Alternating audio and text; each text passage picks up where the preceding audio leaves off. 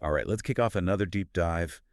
Today we'll be exploring the world of Liat Portal and her Substack, The Liat Show, My Journey to Infinity, a story unfolding across timelines. Ooh, very interesting. Yeah, it's really a fascinating mix. Yeah. Personal stories, reflections on Israeli culture, dives into all sorts of topics.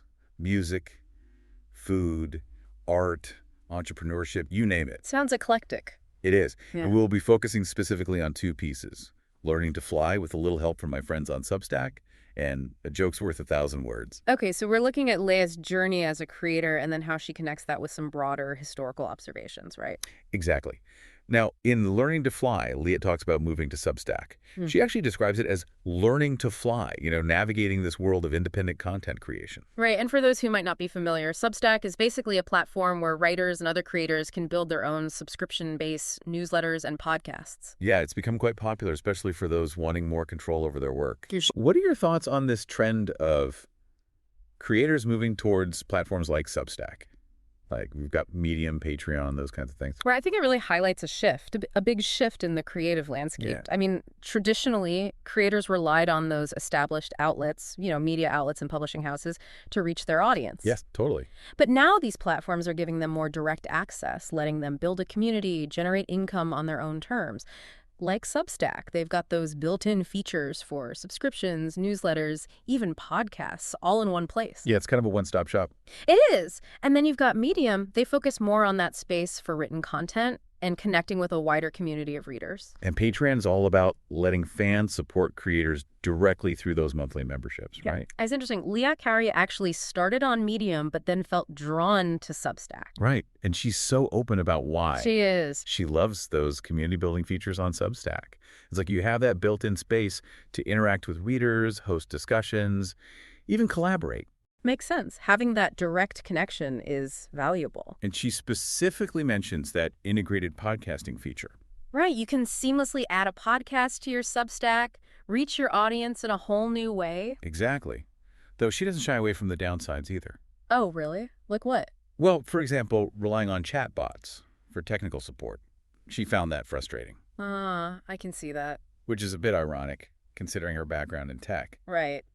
And you'd think she'd be totally comfortable with that. But she points out that even someone who is tech-savvy can feel lost sometimes in this ever-evolving world of online content creation. Oh, absolutely. There's always a learning curve with new tools and platforms and strategies. I mean, it can be overwhelming. And Leia being so open about these challenges makes her experience relatable to other creators who might be struggling with the same things. I agree. I think it also underscores the need for platforms to provide more user-friendly support, especially for those creators who might not be as comfortable with all the technical stuff.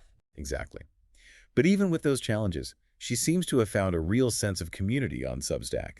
She even mentions collaborating with Kevin Alexander from On Repeat Records.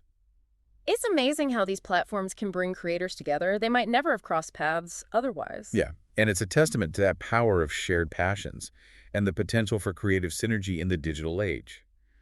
Finding your tribe, especially in that often isolating world of independent content creation. Absolutely. Leia and Kevin are a perfect example of how these platforms can facilitate those connections and lead to something really special. Now let's move on to A Joke's Worth 1,000 Words. I was honestly surprised by how she connected a scene from Monty Python's Life of Brian to the complexities of historical contributions, particularly in the context of the British and French mandates in the Middle East.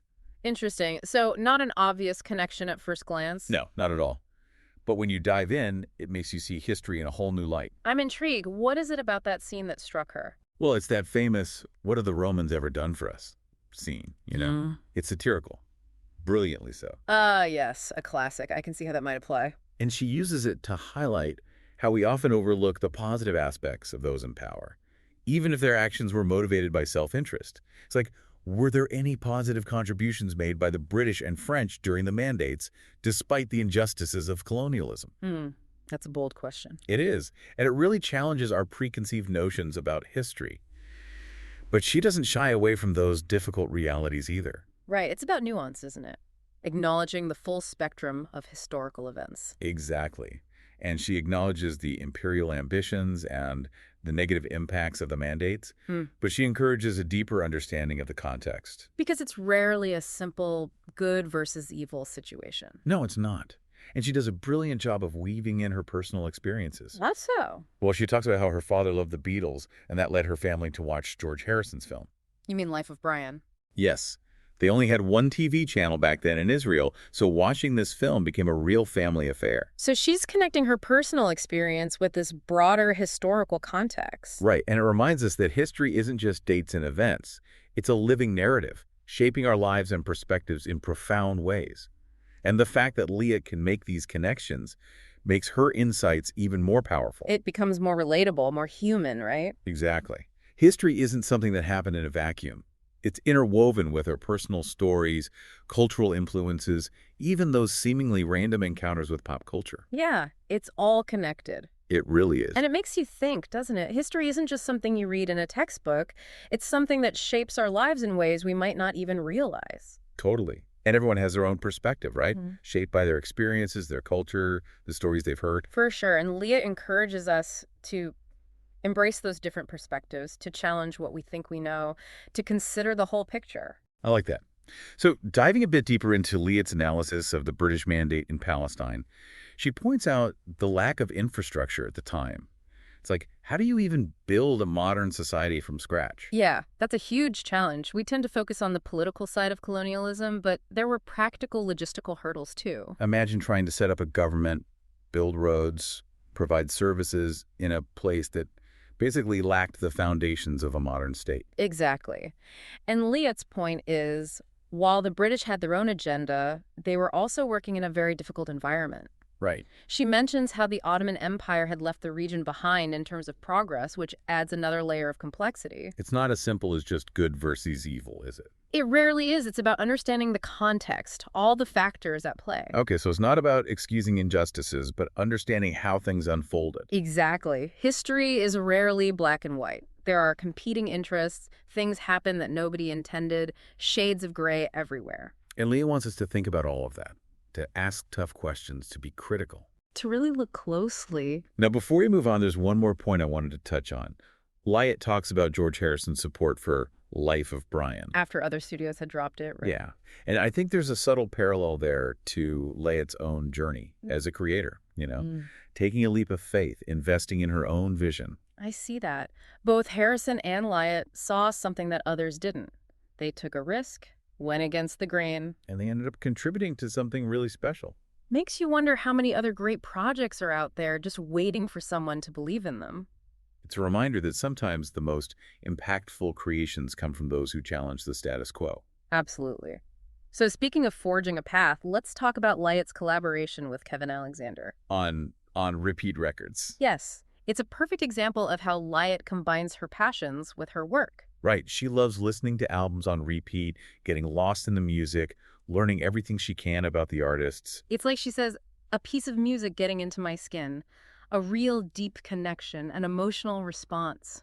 It's not just passive listening, it's active engagement. And then sharing that with others. That's what On Repeat Records is all about, exploring music together, diving deep into albums, tracing those influences across genres and cultures. I love how they even talk about the process of co-writing, working together on a Google Doc, even though they've never met in person. It shows how technology can bring creatives together. And their collaboration focuses on Israeli music culture.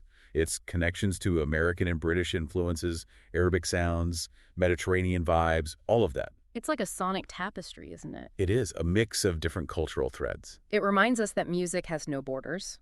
It connects people, creates shared experiences, fosters understanding. Yeah, it's really powerful. And Liat and Kevin's exploration of Israeli music, well, that's a journey I'm excited to follow. Music really can be a bridge, can it? Between different cultures, different backgrounds, even different generations. It is, and Liat touches on that generational aspect too. She talks about growing up in Israel with limited TV access, so her family's exposure to Western culture was often through music. Interesting. Yeah, especially the Beatles. She even calls Life of Brian George Harrison's film. Right, right. It was a shared experience, something that connected them to that wider world. It makes you think about how those early experiences shape us, even if they come from unexpected places. Absolutely. And I appreciate how Liat shares her musical journey with her readers. It's not just a list of songs. It's about the emotions, the memories they evoke. It draws you in. You feel like you're part of the experience. Yeah, and she wants you to connect with it on an emotional level, even if you didn't understand a single word. The power of music, right. It goes beyond language. It really does. It's about communication, expressing things that words can't always capture. And in a world that often feels so divided, that power to connect is more important than ever. I agree. Liat's work reminds us that underneath it all, we share this human experience. And music can tap into that, create a sense of belonging. Beautifully said. Well, it's been fascinating exploring Liat Portal's world through her Substack, The Liat Show.